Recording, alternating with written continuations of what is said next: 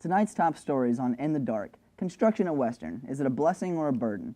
Then we'll be passing it to Cody Arms, taking you through the college football playoff scene and keeping you up to date with the latest sports news.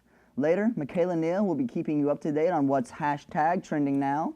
Finally, In the Dark brings you 2 exclusive interviews on campus radio and student government. All that is coming up right now on In the Dark.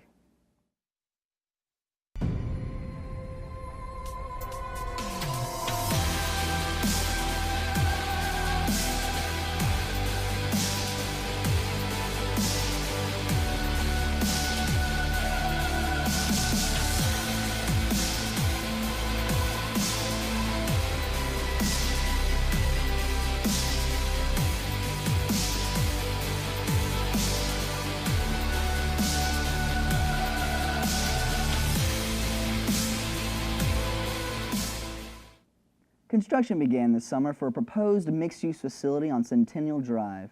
This mixed-use facility is going to be a 120,000 square foot building featuring commercial and dining establishments on the bottom floor with residential spaces on the upper floors. Though Western is looking towards the future with this facility, many alumni were not so pleased. In order for the mixed-use facility to be built, demolition of a popular mini-strip had to take place. Many alumni feel this strip's demise is the end of an era. However, it is rumored that a Steak and Shake will be put in. But this mixed-use facility isn't the only construction happening on campus. Brown Building, which had once been a cafeteria, then a rec room for students, is now going to get a facelift of its own. According to construction plans, Brown is going to get an additional 25,000 square feet to the already existing 30,000. Plans are slated for an early 2016 start date where Brown will once again house food services as well as residential living and administration offices. The college football playoff is something that fans all around the country look forward to all season. The chance to play for the national championship is in the hands of the committee, and they decide which 4 teams deserve the shot. Our own Cody Arms and Caleb Peake give their take on who will be there in the end. Guys? The current rankings have Clemson at number 1, Alabama at number 2, Ohio State at number 3, and Notre Dame at number 4. 2 of these 4 teams are undefeated, leaving many to question whether Alabama and Notre Dame truly deserve to be ranked this high. Why don't you tell us a little about their remaining schedule, Caleb? Well, certainly Alabama deserves to be ranked number 2. They've had a tougher schedule than any of the other teams on this board. Notre Dame, however, I feel is a bit overrated at this point, especially with Stanford coming to their house in 2 weeks. Number 9 Stanford at this point, it's going to be a tough game. They have to convert. They have to finish the job. I agree. A few of the dark horses that are on the bottom of, they're not on the bottom of the CFP rankings, but in the top 10, definitely. I would say. Ohio State definitely has a shot to beat Michigan, but I don't see them beating Michigan State, led by Connor Cook, a fifth-year senior who's been having a heck of a season. For sure. Notre Dame, I don't see them beating Stanford. I agree with you there. Alabama, I think, is the only lock on this board, and I see somehow Oklahoma jumping into the top 4. Oklahoma is a solid pick, especially when you look at Ohio State. Michigan State is especially bitter after coming off that horrible, horrible loss to Nebraska. So they're going to be hungry. They're going to be looking to get a big win, and Ohio State is the team they need to knock off. They know they need to beat this team to get into the consideration, into the playoff picture. So Ohio State is going to have a target on their back. Like I said, Notre Dame with Stanford. Notre Dame is a big team that needs to go down in order for Stanford to make that jump. Clemson, however, all they have to do is beat South Carolina, Wake Forest and South Carolina. They have Carolina and Charlotte. So as long as they can handle that, both Carolina, South Carolina, and North Carolina, they're the lock for number 1. Well, I have North Carolina beating Clemson. That's why I say Alabama's the only remaining team on this board. In the last 30 seconds, who are your Final 4? My Final 4, Clemson and Alabama 1 and 2. I see Ohio State and Notre Dame dropping. Ohio State will be replaced with Oklahoma coming out of the Big 12. Notre Dame, if they have trouble with Stanford, will be replaced with Iowa, who has quietly been undefeated up to this point. Well, I have Alabama at number 1. I have Stanford at number 4, Michigan State at number 3, and Oklahoma at number 2. And Clemson falls out entirely. Yes, I see this completely changing. Clemson will still get a high bowl, but I think that's about all the time we have. After the break, Bradley Lucor will be here in studio from Power 90.5 to give us an insight of the radio world with the school station. Stick around. Does this ever happen to you? Are you ever holding too many things in your hands? Don't you wish you could carry many things at once without dropping them? Nothing is more frustrating than trying to move many different items from one place to another, but continuing to drop them on the floor. The lost art of carrying many things just became easier than ever before. Hi, my name is Craig Honeycomb, here to tell you about the Humble Cardboard Box. This box will revolutionize the way that you move your belongings. The Humber Cobra box is a sturdy, waterproof, and best all-around way to move your belongings anywhere you want them to go. The days of dropping things because of their cumbersome nature are over, thanks to my box. It comes in 3 different sizes. A large box for those heavy items that you cannot move on your own. A medium-sized box for the slightly smaller items, but you know, and a little petite box for those knickknacks around the house that you couldn't afford to lose. Look how easy the box is to use. If you call this number now, I'll throw in my large box for free. Here's how to order. To order the Humble Cardboard Box, call this number now. This is a limited time offer.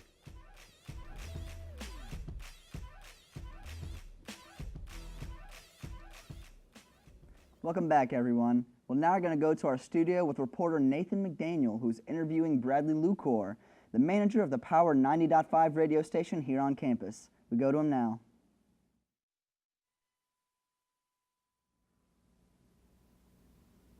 Hi everybody, my name is Nathan McDaniel and welcome to Chatting with the Cats. Today I have with me the general manager of our 90.5 radio station, Bradley Lucor. How are you doing today? Doing good, how are you? I'm good. I appreciate you taking the time to come answer a few questions, so I guess I'll just dive right in.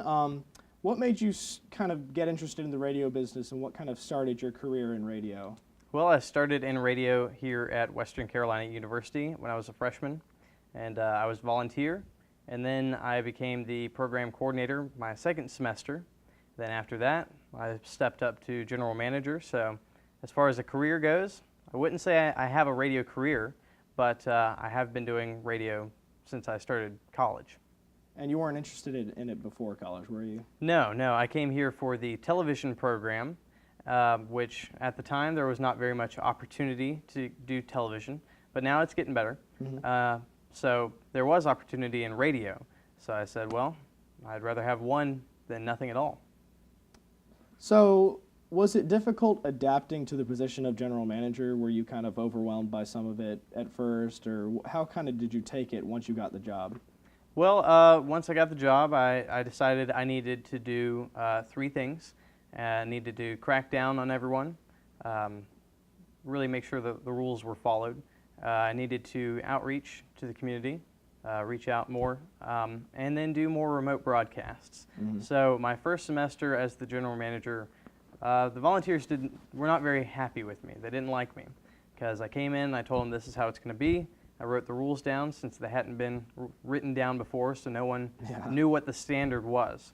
So I made a standard, and I held everyone to that same standard. And so half of them just, they didn't like it.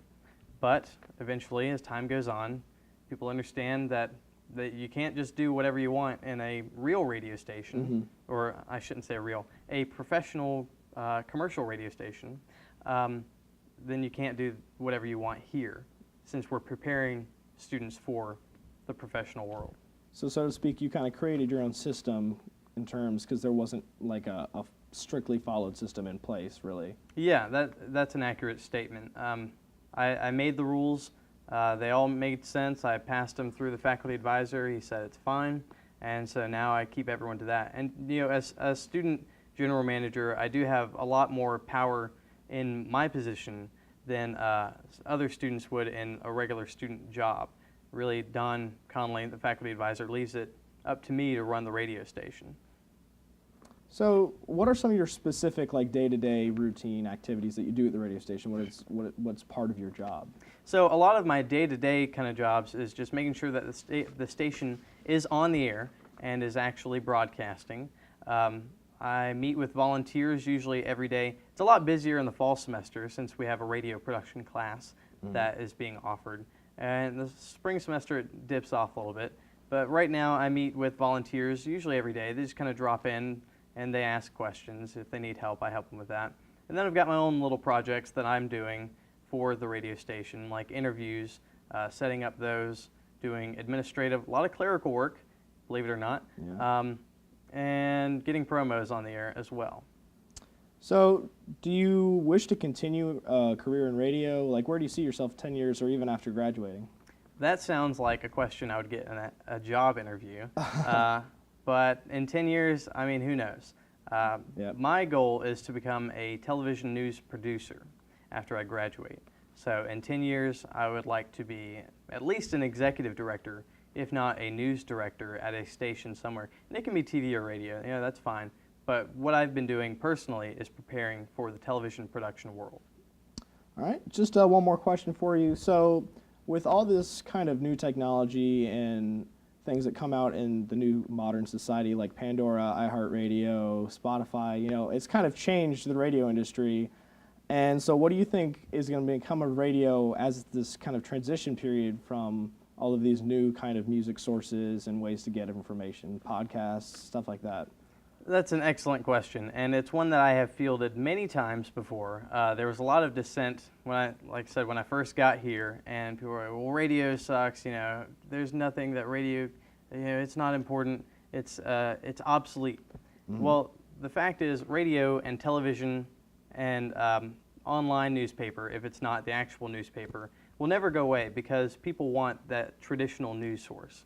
So radio, whether they have internet radio, they have podcasts, they have YouTube, you know, it doesn't matter because there's only one radio source that can give you live up-to-date weather mornings, the morning show, can give you live traffic, it can give you weather, it can give you everything that you need to know for free, and it keeps you entertained. And what else are you going to listen to in your car? I mean, you can plug in your MP3 or your iPod, but eventually you want to hear some human voices, and you want to be able to connect to people that are talking with you, not to you. They're talking with you in the radio. That's an excellent point. Well, thank you so much for coming on the show today. Of course. It was great chatting with you. I've been Nathan McDaniel. This has been my guest, Bradley Lucor, the General Manager of the 90.5 Catamount Power Radio Station, and we'll see you next time. What an insight into the world of radio. Don't go anywhere. More to come on In the Dark after these messages. Tired of being tired? Tired of trying to find that perfect position? Tossing, turning, and struggling to find rest? Trying to get comfortable with a separate pillow and blanket can be so hard, not to mention expensive. Sleeping without a pillow or blanket can be even harder, not to mention painful. America needs a better way to sleep on the go, and we have the solution. Hi, my name is Mames DeShadow, and I'm the creator of the Putty, and I'm here to show you this amazing new product. So let me show you how it works. The Putty is a high-quality pullover hoodie that comes in 10 colors. It is soft, warm, and a durable jacket. But here comes the fun part. Hidden in our hoodie strings is our patented antibacterial inflation tube. This string is coupled with our twist cap aglet to provide a healthy inflation process. These stylish hoodie strings will selfly inflate your putty to maximum comfort. No longer will you have to struggle with a pillow and blanket. Sleeping anywhere and anytime is now possible. Just listen to some of our satisfied customers. I absolutely could not live without the Pootie. I take it everywhere. I never leave the house without it, and I always make sure my kids have theirs as well. It's pretty great and stuff. I travel a lot. Coming to and from work can be exhausting. I need to get my rest when I can, and thanks to the Putty, I get all the rest I need before I get to school. Thanks, Putty. The Putty is a comfortable and inventive way that will revolutionize the way you sleep. Make sure to get yours today for only $29.99.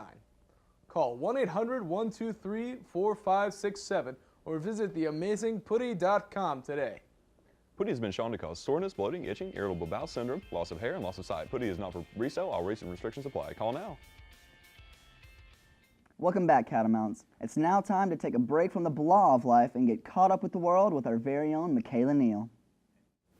Good evening, all you cool cats. My name is Michaela Neal, and welcome to #TrendingNow, the rapid fire segment where we get caught up with what's happening in the world and give you a break from real life.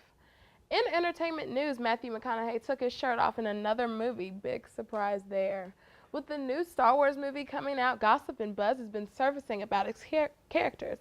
It is reported that Chewbacca kills Ewok to cover a bald spot. This image clearly shows that Ewok pays the price for the Wookiee's receding hairline. A new technology is sweeping the nation known as the Swagway. This wireless device has been transporting students all over campus. Obviously, they also have been helping students fall and break their tailbones as well. In political news, Donald Trump has recently been spotted walking out of Cato with 6 bottles of mane and tail. I don't even need to make a joke about that. In other news, Lindsay Lohan just announced that she would be running for a presidency in 2020. She is just the most recent of the long list of celebrities to announce their campaign, along with Clay Aiken, David Hasselhoff, Flava Flav, and Judge Judy. That's about it for what's happening in the world. My name is Michaela Neal, and this has been What's #Trending Now. Up next, Jonathan Bierak is going to give you an exclusive look into the student government here at WCU with an exclusive interview with Western's own Baron Crawford. Hello and welcome. My name is Jonathan Bierak, and I'm here today with Baron Crawford, who is the Vice President of the Student Government Association here at Western Carolina University. Thanks for being here with us. I appreciate y'all having me today. So I'm here to talk about student government. So what is the general purpose of student government here at Western?